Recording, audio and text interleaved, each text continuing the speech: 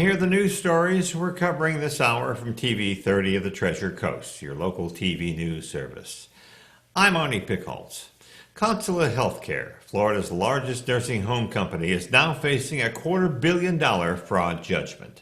They are one of the largest nursing home providers, and an appeals court affirmed a jury decision that the company has systematically been defrauding the government by providing medically unnecessary medical treatment to their patients.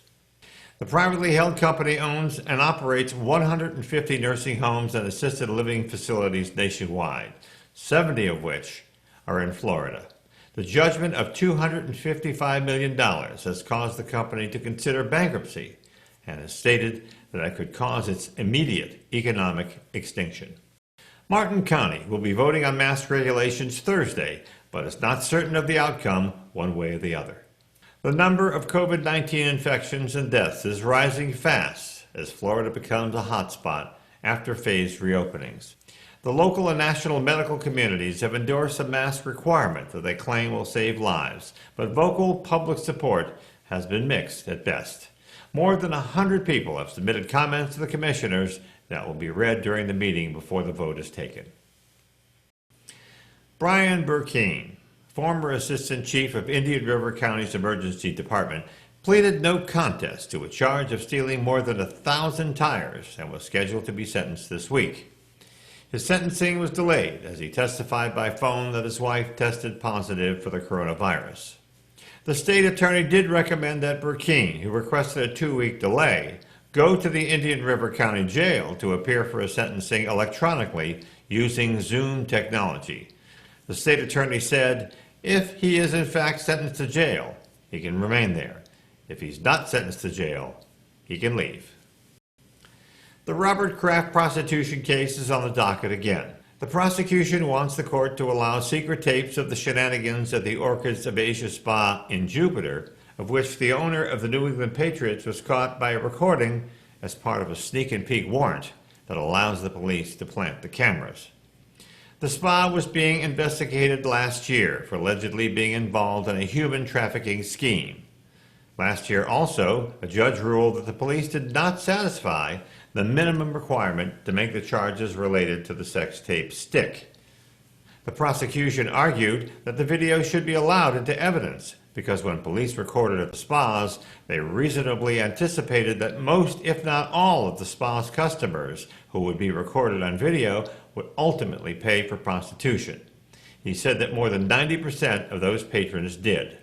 The defense, on the other hand, said the warrants were looking for proof of prostitution, and if that was the case, they should have pointed the cameras at the cash register, not in the individual rooms. The Oglala Sioux president says Trump doesn't have permission to visit Mount Rushmore. In South Dakota, the president of the Oglala Sioux tribe has ordered President Trump to cancel a planned trip to Mount Rushmore on July 3rd for his Independence Day celebration. The lands on which that mountain is carved and the lands he's about to visit belong to the Great Sioux Nation under a treaty signed in 1851 and the Fort Laramie Treaty of 1868. And I have to tell him he doesn't have permission from its original sovereign owners to enter the territory at this time. The weather for the Treasure Coast. A 50% chance of showers and thunderstorms after 2 p.m. Mostly sunny with a high near 94. The heat index values will be as high as 102. West-southwest winds at 5 to 10 miles per hour. New rainfall amounts of less than 1/10 of an inch, except higher amounts possible in thunderstorms. The evening forecast. A 30% chance of showers and thunderstorms, mainly before 8 p.m. Mostly cloudy, with a low around 74. West-southwest winds around 5 miles per hour, becoming calm in the evening. In today's headlines, a judge releases publication of Trump's niece's book. The unemployment rate fell to 11.1% as the economy added 4.8 million jobs in June. Still, 1.4 million Americans filed for first-time unemployment insurance last week. Former Formula One mogul Bernie Ecclestone, 89, and wife Fabiana Flossi, 44, have announced the birth of their son. And the daily number of coronavirus cases in the U.S. tops 50,000 for the first time. And that's the news we're covering this hour from TV 30 of the Treasure Coast, your local TV service. I'm Arnie Pickholtz, and we'll see you next time.